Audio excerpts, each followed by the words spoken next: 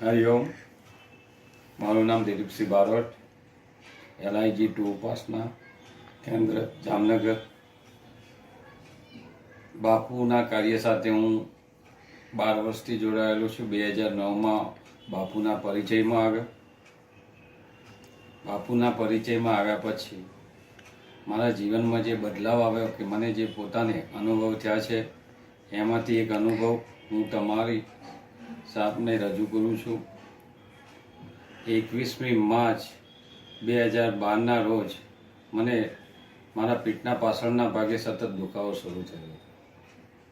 મેં બીજા દિવસે સવારે ડૉક્ટરને બતાવ્યું, નોર્મલ દવા લીધી અને એ નોર્મલ દવા લીધા પછી મને કોઈ ફરક ના પડ્યો. એના પછી મેં 4-5 ડૉક્ટરોને બદલ્યા, પણ કોઈ ફરક દેખાણો નહીં. છેવટે હું કંટાળીને 2 મહિના પછી હું મારા વતન જતો રહ્યો. વતનમાં ગયા પછી મારા પિતાજીની જે દવાખાને દવા ચાલતી હતી એ ડૉક્ટરને મેં બતાવ્યું. એ વખતે બપોરના ટાઈમે મારા ટોટલ રિપોર્ટ કરવામાં આવ્યા અને એ રિપોર્ટ બધા જ નોર્મલ આવ્યા. સોનોગ્રાફીનો રિપોર્ટ પણ નોર્મલ આવ્યો, ECG બી નોર્મલ આવ્યો. ડૉક્ટરને મેં પૂછ્યું તો ડૉક્ટરે મને એમ કહ્યું કે કશું કાંઈ છે નહીં. બપોરે હું મોટાભાઈના ઘરે પાલનપુરમાં જ રોકાઈ ગયો. સાંજના સમયે પિતાજી એમ કહેતા હતા કે ચાલ ઘરે. મારું ગામ પાલનપુરથી ઓછામાં ઓછા 30 કિલોમીટર દૂર છે. એ ગામમાં હું ના ગયો અને ત્યાં રોકાઈ ગયો. એ કદાચ બાપુની કૃપા હશે, નહીંતર આજે હું હયાત છું, હયાત ના હોત. 2012ની સાંજે રાત્રે 7 વાગે મને ફરીથી દુખાવો શરૂ થઈ ગયો. બાઇકની કિક મારવાથી મને પાછો દુખાવો શરૂ થયો. એ દુખાવા શરૂ થયા પછી મારી અંદર એક ડર ઘૂસી ગયો કે કેમ ફરીથી આવો દુખાવો શરૂ થયો. હું, મારી પત્ની અને મારી ભત્રીજી અમે 3 બાઇક ઉપર દવાખાને નીકળ્યા. રસ્તામાં જતાં મારો દુખાવો અસહ્ય વધતો ગયો, પરંતુ એ સમય દરમિયાન મારા મનની અંદર ઓમ મન સામર્થ્ય દાતા શ્રી અનિરુદ્ધાય નમઃ આ મંત્ર ઓટોમેટિક ચાલુ થઈ ગયો. હું દવાખાને પહોંચું એ પહેલા મારી પરિસ્થિતિ વિકટ બની ગયેલી, છતાં પણ હું એમનો સામનો કરતો રહ્યો અને દવાખાના 4 પગથિયાં હું કેવી રીતે ચડી ગયો મને પોતાને ખુદને પણ ખબર નથી. જ્યારે મેં ECG કરાવ્યો ત્યારે મને સાચું કારણ જાણવા મળ્યું કે આ એટેકનો હુમલો છે, હૃદય રોગનો હુમલો છે. મને તાત્કાલિક ICUમાં લેવામાં આવ્યો અને ICUમાં લઈ ગયા પછી મને મારી સારવાર ચાલુ કરવામાં આવી. તે દરમિયાન મારા મનની અંદર સતત ઓમ મન સામર્થ્ય દાતા શ્રી અનિરુદ્ધાય નમઃ આ મંત્રનું રટણ સતત ચાલુ હતું. સામે મારી પત્ની મારી દીકરી સાથે ઊભી હતી. એને મેં ત્યાંથી દૂર હટી જવાનું કહ્યું અને ડૉક્ટરને એટલું જ કહેતો હતો કે બહુ દુખે છે, બહુ દુખે છે. મનમાં ખાલી એક જ વસ્તુ ચાલતી હતી, બહુ દુખે છે. અને ઓમ મન સામર્થ્ય દાતા શ્રી અનિરુદ્ધાય નમઃ આ મંત્રનો જાપ હું કરતો રહ્યો. એના પછી ડૉક્ટરે મને 20થી 25 ગોળી મારા મોઢાની અંદર મૂકી દીધી. એના પછી મને કોઈ ભાન રહ્યું નહીં, પરંતુ જ્યાં સુધી મારી ભાન અવસ્થા હતી ત્યાં સુધી ઓમ મન સામર્થ્ય દાતાનું રટણ સતત ચાલુ હતું. એના પછી મને કોઈ ખ્યાલ નથી. બધા એમ કહે છે કે ઇલેક્ટ્રિક શોર્ટ આપ્યો, મને કાંઈ ખબર નથી.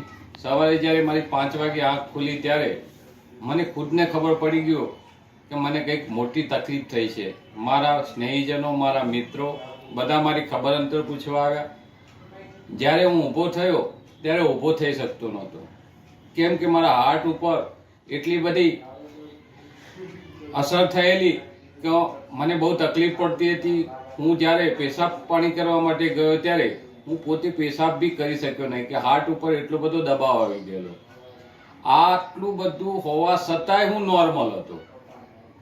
કારણ એટલું જ હતું કે મારા મનની અંદર એક સતત કન્ટિન્યુ રટણ ચાલુ હતું. ઓમ મન સામર્થ્ય દાતા શ્રી અનિરુદ્ધાય નમઃ આ સદગુરુ મંત્રએ મને શક્તિ આપેલી. ડૉક્ટરના 10 વાગે હું રિપોર્ટ કરાવવા ફરીથી લોકો મને લઈ ગયા. ત્યારે ડૉક્ટરે કહ્યું કે ક્રિટિકલ થોડીક કન્ડિશન છે, તો એમને અમદાવાદ સિમ્સ હોસ્પિટલની અંદર ટ્રાન્સફર કરવા પડશે.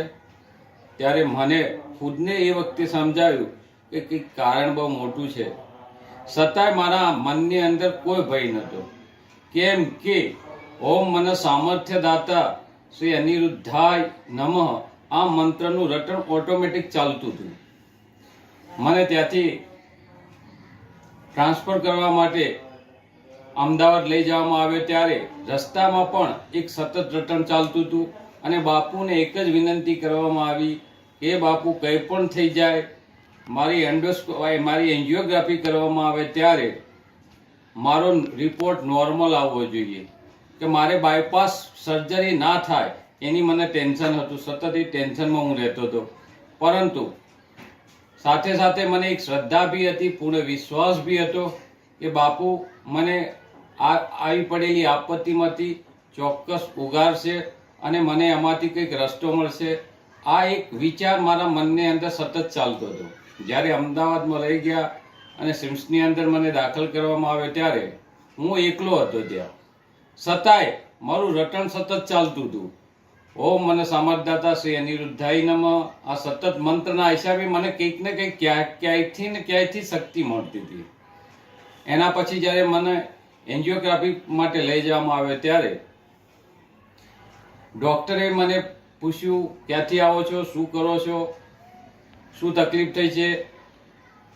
એ વખતે મેં એમને સત્ય જે હકીકત હતી એ કહી કે મને આવો પ્રોબ્લેમ હતો. 6 મહિનાથી હું તકલીફમાં હતો, કોઈને કહી શકતો નહોતો.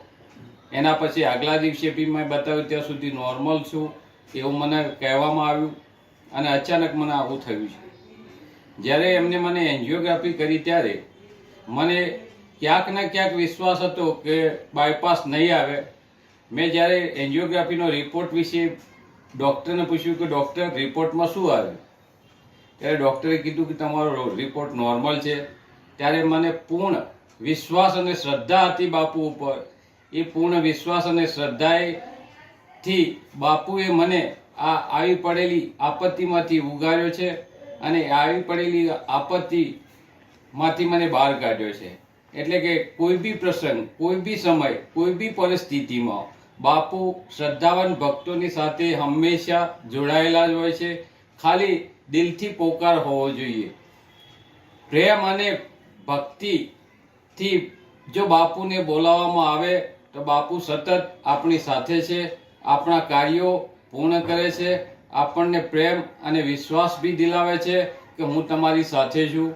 સતત એ અનુભવ થયા પછી મને એમ થયું કે બાપુ કોઈ પણ પરિસ્થિતિમાં, કોઈ પણ સંજોગોમાં, કોઈ પણ રૂપે આપણને મદદ કરવા માટે હાજર જ હોય છે. જો આપણી શ્રદ્ધા અને વિશ્વાસ સંપૂર્ણ હોય તો. હરિઓમ શ્રીરામ અંબા.